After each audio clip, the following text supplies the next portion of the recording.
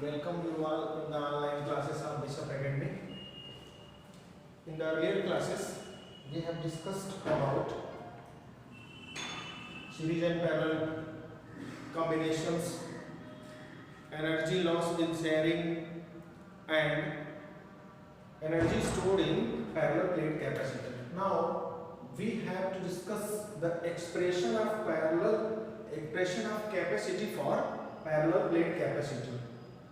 First of all, we have to know that what is parallel plate capacitor. We already discussed that when two uniformly charged parallel plates are separated by a small distance, then this arrangement is called parallel plate capacitor. Let us consider two plates A and B are separated by a small distance d and having charge density plus sigma and minus sigma. That's okay. The uniform electric field generated inside the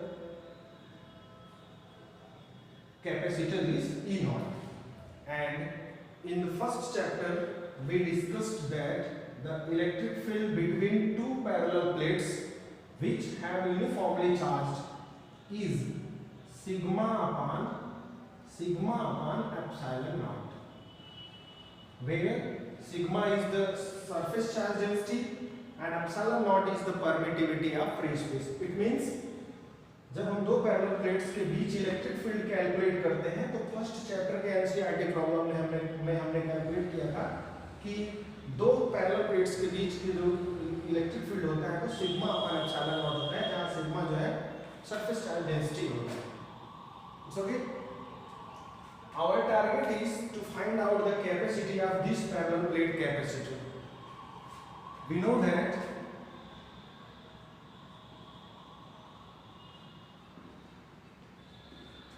capacity C is equals to Q by V, यानी कि किसी capacitor की capacity जो होता है उसमें कितना charge store हुआ है अपॉन उसके प्लेट्स के अक्रॉस पोटेंशियल डिफरेंस कितना है, उसी के इक्वल होता है. तो हमारा टारगेट है सबसे पहले कि इस प्लेट पर जो है चार्ज पता करना. तो हमारे जो कैपेसिटर होता है, ध्यान से समझिए, पहले जब टॉपिक में मैंने बताया था कि जो ओवरऑल चार्ज होता है, नेट चार्ज होता है, जैसे अगर इस पर +4 कूलम चार्ज है तो इस पर -4 कूलम चार्ज होगा और सम करेंगे तो नेट चार्ज क्या हो जाता है, 0 हो जाता है. इसलिए जब भी चार्ज की बात की जाए तो हम किसी एक प्लेट के चार्ज की बात करते हैं, या तो इसके या तो इसके. ठीक है. तो किसी एक प्लेट पर हमें चार्ज Q कैलकुलेट करना है. तो यहाँ पर चार्ज डेंसिटी दिया हुआ है. Since surface charge density sigma is equals to Q upon A, charge upon area. यहाँ से Q की वैल्यू क्या हो जाएगी, charge Q equals to sigma into A, where A is the area of plate. The area of each plate is A. Both plates are equal area. So this is the charge. अब हमारा charge का target पूरा हो गया. अब हमें क्या पता करना है, इन दोनों प्लेट्स के अक्रॉस पोटेंशियल डिफरेंस पता करना है. नाउ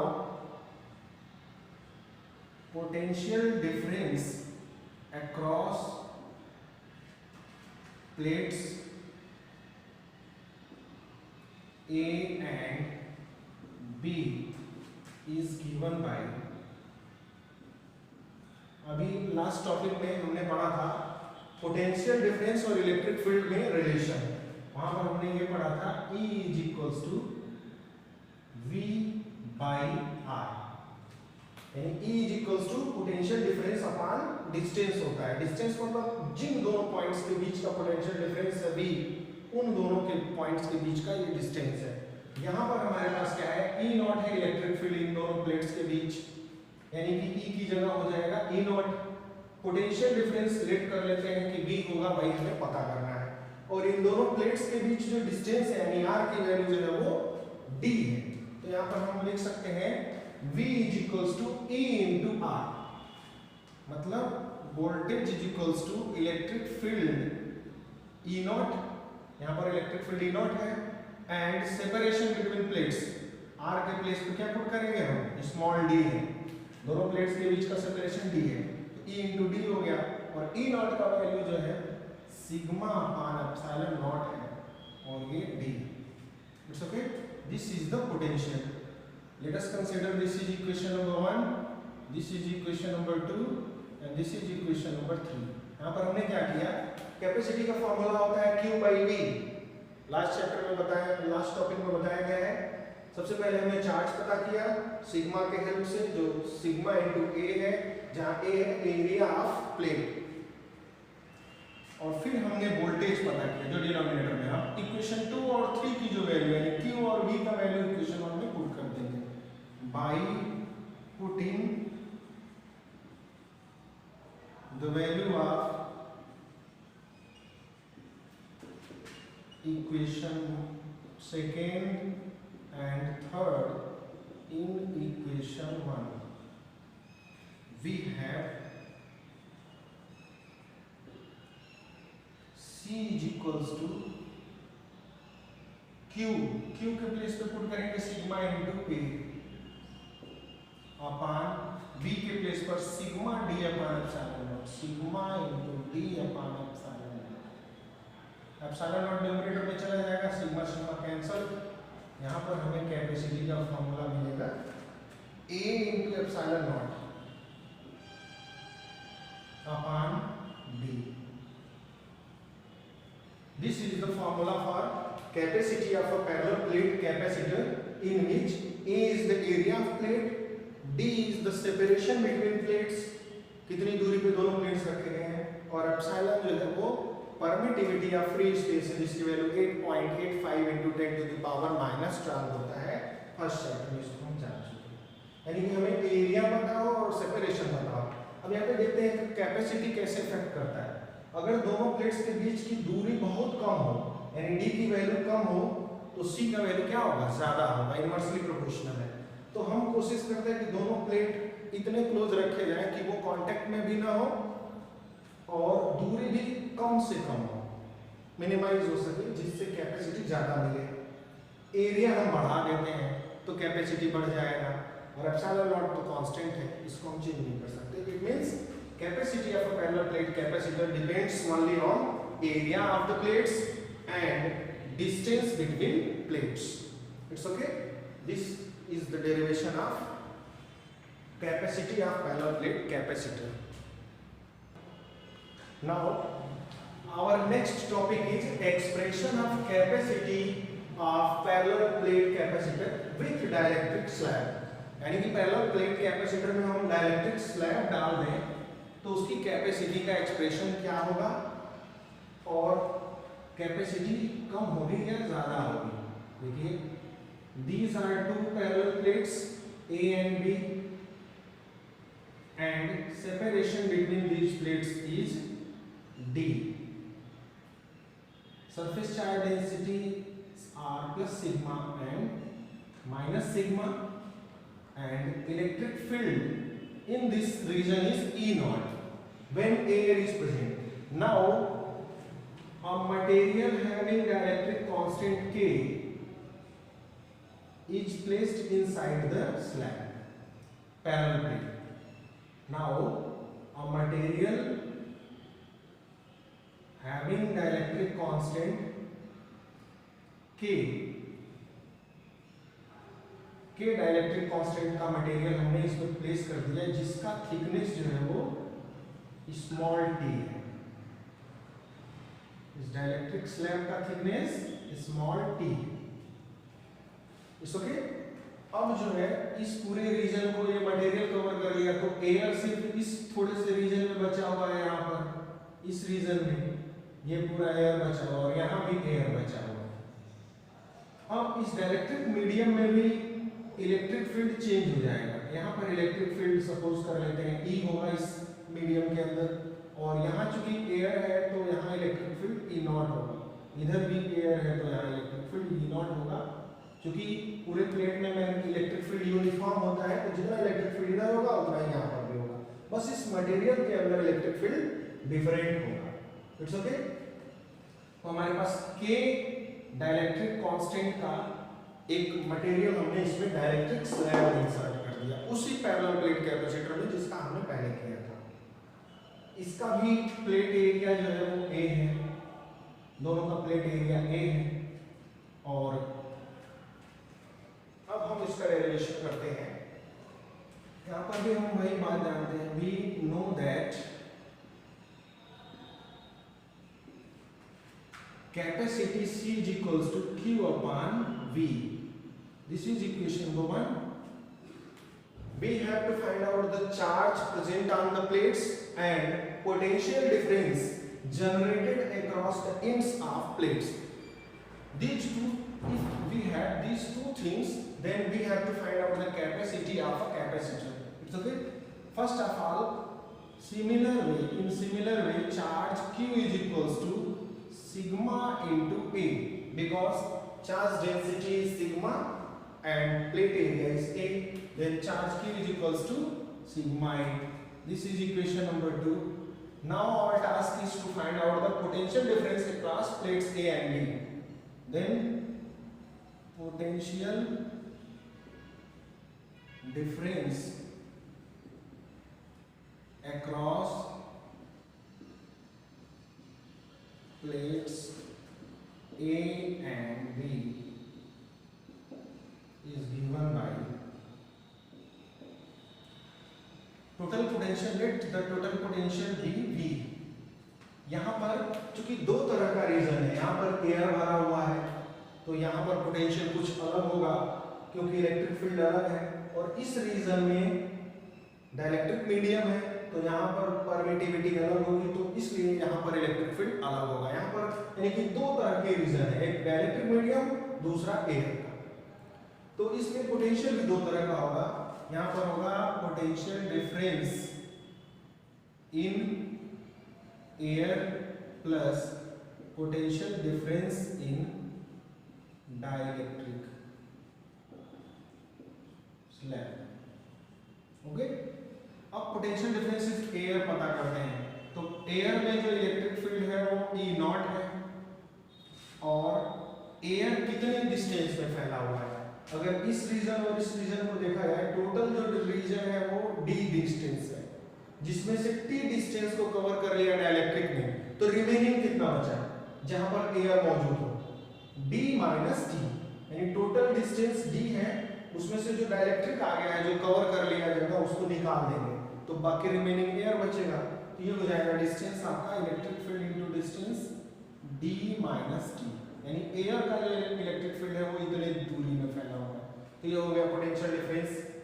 जैसा कि पिछले टॉपिक में हमने देखा था, V is equals to relation होता है E इनटू R, जहां E इलेक्ट्रिक फील्ड है और R जो है दो पॉइंट्स के बीच का डिफरेंस है जिसके क्रॉस हम पोटेंशियल डिफरेंस पता करना है। तो हमें एयर का पोटेंशियल डिफरेंस पता करना है, तो एयर का जो लेंथ है वो D माइनस T, ये पता लग गया, प्लस डाइलेक्ट्रिक स्लैब के अंदर इलेक्ट्रिक फील्ड को हमने E माना है, और डाइलेक्ट्रिक स्लैब का जो थिकनेस है, जो लेंथ है, जो विड्थ है वो T है, तो हमने इसका लेंथ T रख दिया। अब यहाँ पर डाइलेक्ट्रिक कांस्टेंट का जो डेफिनेशन होता है, according to the definition of dielectric constant K, it is defined as the ratio of electric field in air to the electric field in a medium. K electric field in air यानी E not upon electric field in medium का ratio होता है, यानी air में electric field और किसी medium में electric field के रेशियो को ही उस मीडियम का जिसमें ये इलेक्ट्रिक फील्ड है उसका डाइलेक्ट्रिक कांस्टेंट कहते हैं। यहाँ से अगर E का वैल्यू सब्जेक्ट किया जाए तो E इज इक्वल्स टू मिल जाएगा E not upon K। It means E is equals to, we have to put E naught upon K, E naught D minus T plus E के place पे put कर देंगे हम E naught upon K into T। Okay, अब दोनों में E naught common है, common कर लेते हैं, E naught कॉमन हो गया, बचेगा D minus T, here E naught common हो गया तो बचेगा यहाँ पर plus T upon K। Okay, and we know that E naught air में इलेक्ट्रिक फील्ड जो होता है वो सिग्मा अपान एप्सिलॉन नॉट होता है। पिछले टॉपिक में कर चुके हैं हम, d minus T plus T upon के। This is the expression for potential. This is equation number 3। Now put the value of q and v from equation second and third in equation 1. We have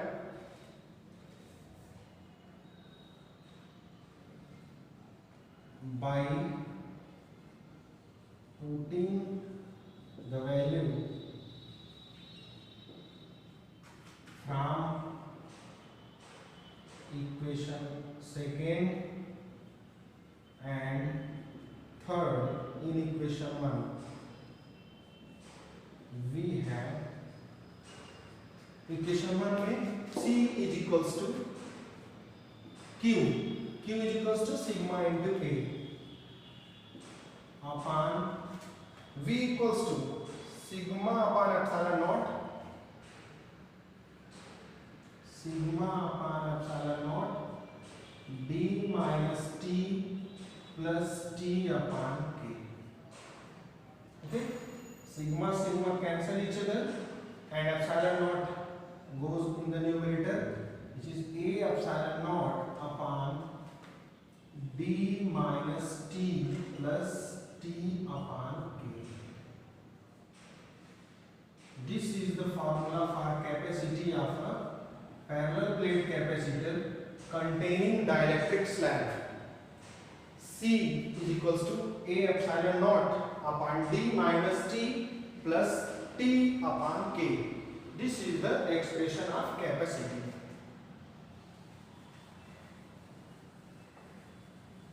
Now,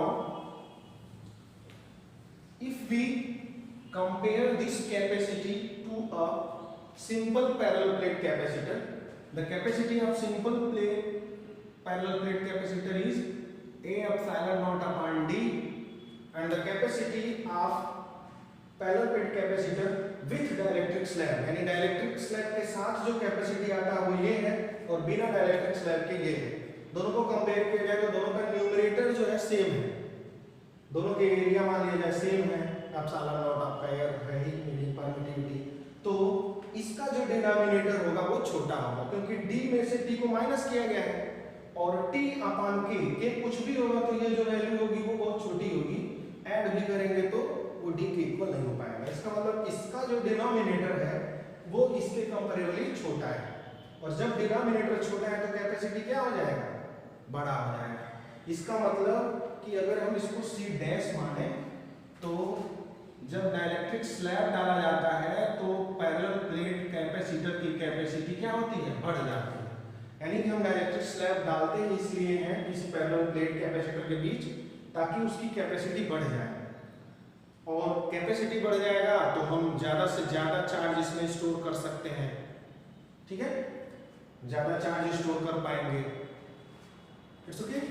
And another one thing is when this dielectric slab filled the total distance, यानी कि इस dielectric slab को पूरे इस distance में भर दिया जाए, यहाँ पर तक भी हो, ये भी भरा हो, पूरी तरह कंप्लीटली भर दिया जाए, यानी कि t का जो लेंथ है वो एक्सटेंड करके कितना कर दिया जाए, d के इक्वल। तो बस इसी इक्वेशन में हम t के प्लेस पे क्या पुट कर देंगे, d, यानी कि जब पैरेलल प्लेट पूरी तरह से भर दिया जाए तो हमारा C का एक्सप्रेशन हो जाएगा C डैश का a into epsilon naught upon d minus t के प्लेस पर भी d रख देंगे plus d upon k, d cancel out हो जाएगा, ये प्लस है माइनस हो जाएगा, ये a एप्सिलॉन नॉट d और k जो है न्यूमरेटर में आ जाएगा, या इसको हम ऐसे भी देख सकते हैं C dash is equals to k into a epsilon naught upon d। देखा जाए तो a epsilon naught d plane parallel plate capacitor का है, सिंपल पैरेलल प्लेट कैपेसिटर का कैपेसिटी है, और k डाइलेक्ट्रिक का मीडियम अगर हमने डाल दिया तो k टाइम्स हो गया, यानी कि अगर हम किसी 2 डाइलेक्ट्रिक कांस्टेंट का मीडियम इंसर्ट कर देते हैं पूरी तरह से इसमें दोनों प्लेट के बीच पूरा भर के, तो 2 गुना हो जाएगा कैपेसिटी, 4 का अगर डाल दें तो 4 गुना हो जाएगा, यानी कि जितने डाइलेक्ट्रिक कांस्टेंट का डाइलेक्ट्रिक मीडियम अगर इस प्लेट के बीच हम इंसर्ट कर दें, कैपेसिटी उतने गुना बढ़ जाएगी। तो कैपेसिटी बढ़ाने के लिए हम क्या करते हैं, पूरा जो प्लेट होता है दोनों के बीच, दोनों प्लेट के बीच जो है उचित डाइलेक्ट्रिक में कांस्टेंट वाला मीडियम इंसर्ट कर देते हैं, जिससे उसकी कैपेसिटी बढ़ जाती है। It's okay.